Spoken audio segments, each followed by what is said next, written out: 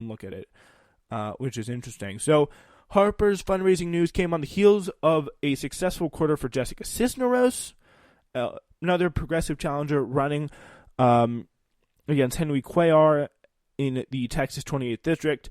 In the last quarter, Cisneros raised $310,000, a significant boost likely aided in part by Senator Elizabeth Warren throwing her weight behind the candidate Marie Newman, a progressive running her second challenge against Democrat Dan Lipinski, anti-choice, shaking on LGBTQ rights as well.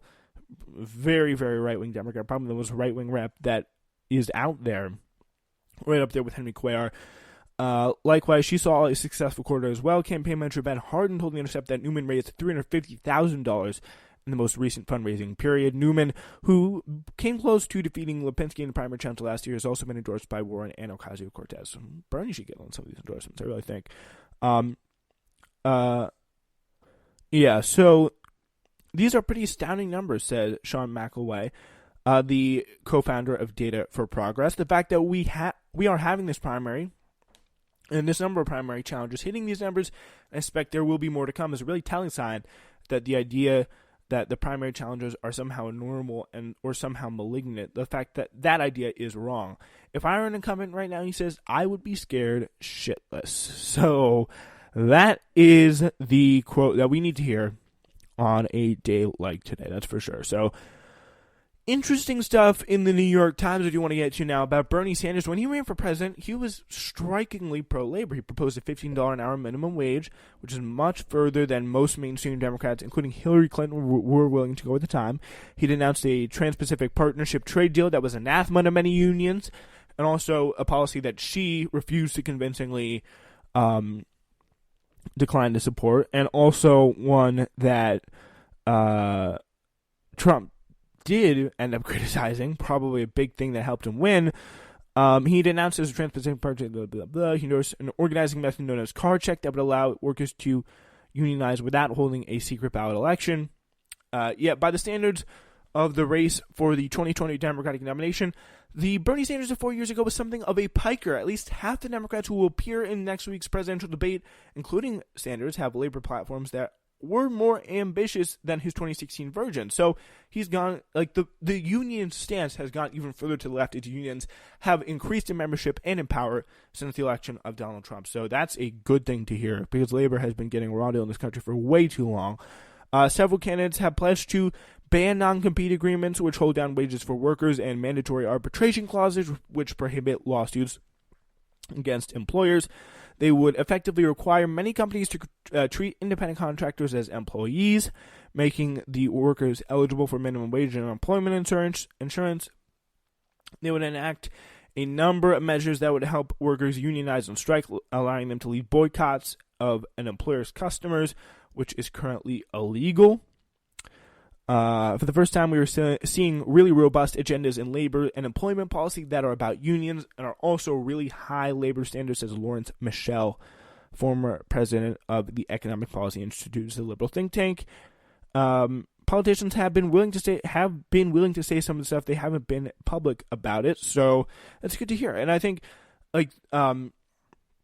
on that note, I do want to turn now to the CTU happening in Chicago right now. The really, really cool stuff. And things like people like the strikes that started last year, in the winter of last year, 2017, this stuff was going on with teacher strikes in West Virginia and Oklahoma and I think Arizona as well. I remember talking about that at the time. And it was really, really cool to see. Like, it's very, very cool to see the workers get back some sort of power in this economy today, in this life today, and boy, do they need it. So, regardless of whether there's a strike on October 17th, as is currently promised, the current contract fight of the Chicago Teachers Union, alongside the fight of over 5,000 CPS workers represented by the SEIU Local 73. CPS, I believe, is the support staff for the schools and the custodial stuff. Chicago Public Schools is what it stands for. It's like this. It's support staff stuff. Really, really cool. Bernie Sanders rallied with them recently. It was I watched that video. I was like, damn, that's cool stuff. So CTU members, a vast majority of whom are teachers, are demanding smaller class sizes and pay increases for CTU members who are paraprofessionals, as well as hiring more librarians, social workers, nurses, and nurses as regular employees rather than agency temps. While CTU contract proposals may seem minor to those outside education, they go to the heart of improving what happens in classrooms with kids. And the thing is, really, really striking to me, it's not about always pay increases. It's not always about more health care. It's not always about personal selfish benefits. It's about making schools a better place. A lot of their demands are about asking the district, asking the school board to pony up a little bit more. Excuse me. To really kind of make the district a better place for kids. Like that is really what it's all about. So trying to make the district a little bit more hospital. Just get them a few more social workers in there. Get a few more school psychologists in there. Get a little bit more guidance counselors, librarians, more school resources, stuff like that. And I mean, if you're not in a good school, because there's a lot of really good schools and a lot of really bad schools, not that many in-between schools, like, you may not know how bad things can really be. Unions battling for power about how and what students learn. For example, having elementary school teachers control use of contractually mandated time for preparation at the start of the day, and protecting the most vulnerable students who require special education services by specifying ratios for allocating case managers to schools and making sure aides are available to help with students who need individual assistance. Insisting these requirements be written into the contract uses the union's power and collective bargaining to address teachers' frustration about being unable to provide students with what they need. And though the CTU is framing the struggle with the call for giving Chicago students what they deserve, the contract fight has elevated the struggle to a new level, asserting the power of teachers' unions can have education. Teachers' union can have in collective bargaining to give students the education that they deserve, which is a really interesting way of looking at it. One of the most important aspects of this strike is how it's built solidarity among education workers. What activists who led the West Virginia walkouts refer to as a wall-to-wall organizing or strike format. Generally, school workers are represented by a dizzying array of unions, with teachers the largest constituency. Chicago's no exception. Seldom do teachers use their clout to bring lower paid brown workers and black workers with them. Like, unions representing workers in non-pedagogical classifications often don't honor the picket lines of teachers when they strike. Like, just not always how it works, which is unfortunate, but that really changed.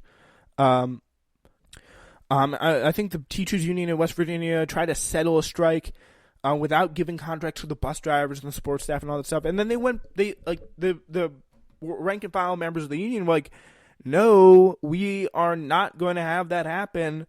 We're still going on strike, and they did, and they got the contract. Like, that's how it works. So, and it's really being part of, like, you cannot have a union if you don't represent all of it. Like, union's supposed to be unified. It's just basic principles of how it works. So, yeah, the SCIU Local 73 members have gone without a contract for an entire year. Unions demanding an end to privatization and cutbacks, improve conditions that permit members to provide meaningful support to students in special education classes, and clean and safe school buildings. The union is pushing to increase pay, reward longevity, and support paid benefit time that was taken away in previous contracts, demanding economic gains that can end the need for school workers to have 2 or 3 jobs to have to live. CTU is focused on conditions in classrooms while looking that struggle in the role schools and teachers must not struggle in the role schools and teachers must play in now helping families and reeling from the effects of capitalism's devastation of the working class, black and brown families most brutally, by directing contesting power relations in the schools. The CTU and Caucus of Rank and File Educators, it's called CORE, from which CTU's leadership is drawn. The STIU Local 73 have eliminated what needs to come next for the movement CTU spawned after the 2012 strike, including Red for Ed, statewide walkouts, victories of union reformers in myriad cities, and last year's headline-grabbing strikes in Oakland and LA. Probably the biggest messages here is, like, if you want to have a strike, if you really want to have a unified union aspect, if you want to, like, but the uni, I guess. If you want to have a unified union, you gotta, don't forget the support staff. And it looks like these guys at this point really are not. So it's good to see that happening. But yeah, we're gonna definitely keep you posted on how that strike goes. But we're not gonna turn our attention over to Politico because they got our debate prep for us. Pivotal debate going on. Bernie Sanders recovering from his heart attack. Joe Biden's under siege and laying in, and Donald Trump, and the entire Democratic presidential field has been consumed with the House's impeachment inquiry into the Republican president. So, with so many candidates responding to circumstances beyond their control and the threat of a destabilizing moment running high on the stage, that's expanding from 12 candidates to 12 candidates from 10, unfortunately. It's raising the specter of a debate Tuesday that finally breaks up the Democratic primary logjam. Not only is it the first debate since Sanders was hospitalized and the impeachment inquiry began, expect about 1 million questions about that. It also comes as lower-polling candidates become increasingly desperate to make a mark on the campaign. At a fundraiser last week, Biden acknowledged how much of the debate is out of any candidate's hands, which is the pretty crazy part. Saying, quote, "The deal is, well, no more than 10 people on the stage for 3 hours," Biden said, according to a full report. Well, now that's 12, and they're supposed to, if more than 10, they're supposed to divide it into 2. At least, if you had a debate with 5 other people, you might actually get a chance to say something. But I'm going to be trying to be more declarative, but not argumentative. One of the problems I'm finding, I've got to be more aggressive. That should be fun to watch. An aggressive Biden, that'd be nice. Other presidential candidates are still grappling with what to expect from the addition of a newcomer, billionaire Tom Steyer, for the first time on the debate stage, and a candidate who sharply criticized her fellow Democrats before missing the last debate, Representative Tulsi Gabbard. Who knows what goofy BS Steyer will pull or Gabbard will pull, an advisor to one candidate said, referring to an urgent need to have a breakout moment for them.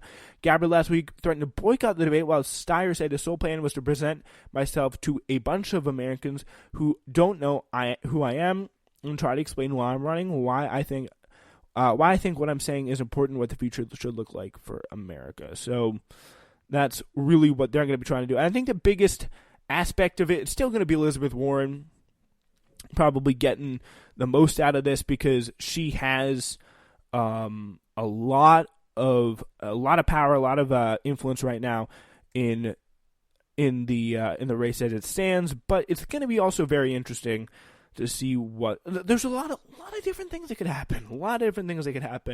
Bernie probably going to face a lot of questions about his health. Needs to pound down that working class message, and also really come off healthy. And the two biggest things are have a good response to the health problem, I think, for him, and to say that, yeah, you're going to need to distinguish. It may be tough, but he's going to need to distinguish himself for Warren. And also, by the way, for both of them, both Warren and Bernie, attack Biden a little bit if you can. That's probably going to be the two biggest things for those two guys. And, yeah, it's my limited debate preview, but it is going to be interesting to have that whole thing, which I think is Tuesday night. It's the... it is going to be hold on, please. Westerville, Ohio, Otterbein University, 5 p.m. Pacific, Tuesday night, that's what it's going to be. All right. Now we got a fun video for you. So they're doing a Queen's speech right now, and there's, over in England, so the Lady Usher of the Black Rod, Sarah Clark. Her name is literally Lady Usher of the Black Rod. That's her official title. Sarah Clark has the door of the Commons slammed in her face as part of the state opening of Parliament, a traditional sign of the authority of the Commons. That's what's going on right now because they're proroguing Parliament right now. Or they're starting a new session. Lady Usher of the Black Rod. And this Sarah is how Clark. They do it. Listen to this great BBC commentary. Very big moment for her. Taking part she walks through the rotunda. Everyone's watching. Parliamentary ceremonial that we have. Making her way down from the central lobby. Black Rod is announced. Well, go look up this video. It is insane, by the way. And approaching the members' lobby of the House She's of holding Commons. A big 50 Shades of Grey type stick. This guy, it's the most British thing ever. Commons, which will be slammed in her face. And Elizabeth II is going to do her 65th Queen's speech here in 2019. Door gets slammed in her face.